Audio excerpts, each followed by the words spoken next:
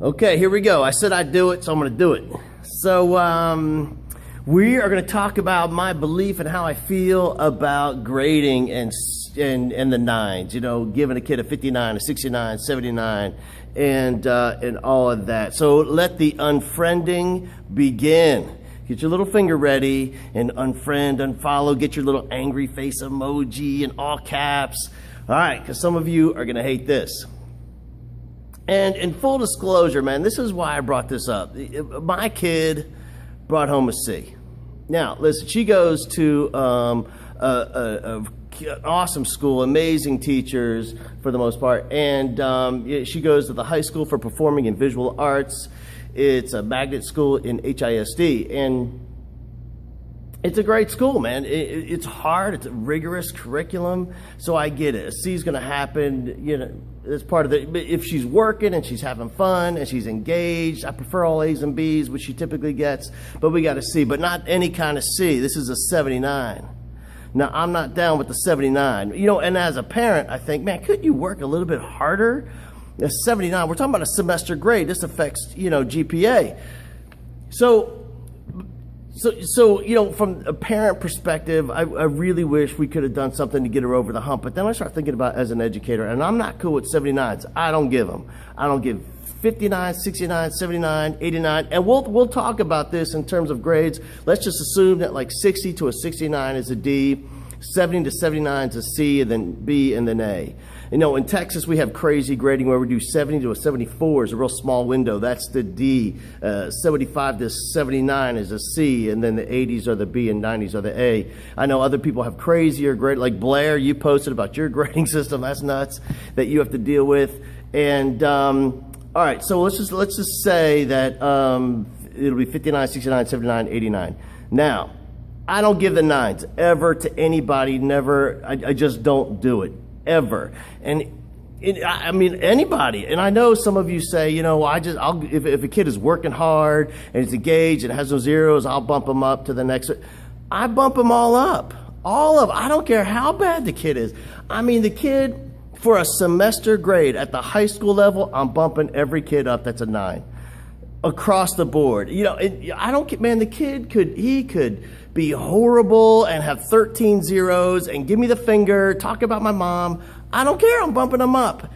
And here's why. Here's where the whole thing had kind of turned around for me is I was teaching at Cy Springs High School, and we have an amazing administrative staff, and one of the ladies on staff there on the leadership team, her name was Barbara Crook, probably maybe the most influential educator in the process of me becoming a teacher, and she was our director of instruction there. And one day I'm at her office and she is counseling with a teacher, and the teacher was giving a kid a 69. Now, I'm not in the office. I'm like around the corner listening, and like I'm eavesdropping, you know. And the teacher is giving the kid a 69 for the semester, and Barbara is asking her about that grade. And she's not asking her to defend the 69 is in as much, are we sure we want to do this to a kid, fail the kid for the semester? Or and the teacher is defending herself. Yeah, because this kid didn't turn in the work, he didn't do the project, didn't do all that. And so Barbara is asking her, she asked this, she says, let me ask you a question, I'll never forget. She says, what responsibility of that 69 is yours? And, you know, the teacher, she's in the moment, she's all defensive about it, but not me. Like, I'm not in the hot seat, right? I'm like around the corner listening, so I'm not defensive of it. So I'm kind of open to this information. I thought about that, like, what responsibility of a kid's grade is mine? And the teacher's like, none of it's my responsibility, it's all his responsibility. And she's going on and being really closed to the question, but I'm open to it. And I started thinking about that, like, what responsibility of a kid's grade is mine? If I say it's 0, if I have no responsibility in it, then I can't impact it. But if I own some of that responsibility, then I can make changes. Then I can impact the kid's grade. I can affect it that way. So I started thinking about that. Like, we always ask how much could a kid do more for the grade? He could have done better. Well, yeah. But you have to look at yourself. Like, every teacher could do better. Like, when you were in school, that's true about every grade you've ever had in every class you ever took, K through 12, college, your graduate work, all that. You could have done something better. Just like in teaching, was there something I could have done better for a kid? Yeah. Did I show up every day? I think what Barbara was asking her is, did you show up every day at 100%? Did you give it 100% every day? And honestly, you have to answer that. For me, no. I'm not 100% every day. Like, I am on it, like, most days. Well, maybe not even most. I don't know. Maybe I'm at 95. Maybe I'm at 80. Maybe I could have come in at a 30 if I'm sick. 30% maybe is all I had that day. You know, if you think about every lesson you ever create, could it have been better? Yeah, looking back, like, that's how we become better teachers. We are self-aware. We self-evaluate. We assess what we do. Yeah, that could have been better. You know, in the presentation of the content, could the presentation of that lesson been better? Yeah, it could have. When I look back at every aspect of teaching, could I have been more inspiring, more motivating for that kid? The answer is always going to be yes. Yes, I could have done something more. Could I have written the kid another letter? Could I communicate better with the parent? Every kid I've ever taught, I could have done something more. So for me, that's worth a point, man. On a semester grade, every kid, every time, yeah, every kid, every time. And I get it. Like, I get the arguments. I get it, well, he didn't deserve it because he didn't work hard. I get it. They need to learn accountability and consistency. I get all that. But I think about, what is it going to do to the kid? I got to be honest with you. I've never seen giving a kid a 9 motivate the kid. I've seen him break a kid a lot, but I've never seen a kid get a 69 or a 59, just one point shy of an F. And I've never seen a kid say, you know what, man, I'm turning it around.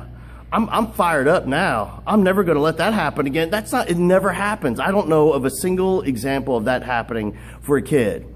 Now, getting a 9 might motivate you, because you're a teacher and you were good in school. Typically, teachers were. You're academically competitive, maybe. But most kids aren't like that, man. Most kids, they don't think like, you know how most kids think? Like, for you, if you got an 89, you might think, man, I was so close, man. I'm going to do it next semester, because that's you. But a typical kid, you know how a normal kid thinks? A normal kid thinks, 89. Man, I worked hard. I went in for tutorials. I turned in all my work. I worked so hard for that. I could have done so much less for an 80.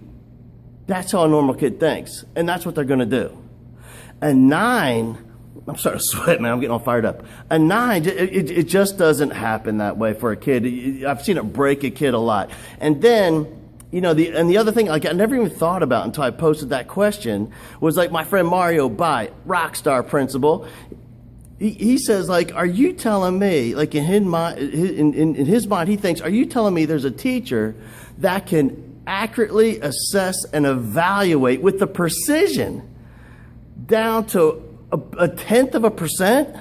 Is it serious?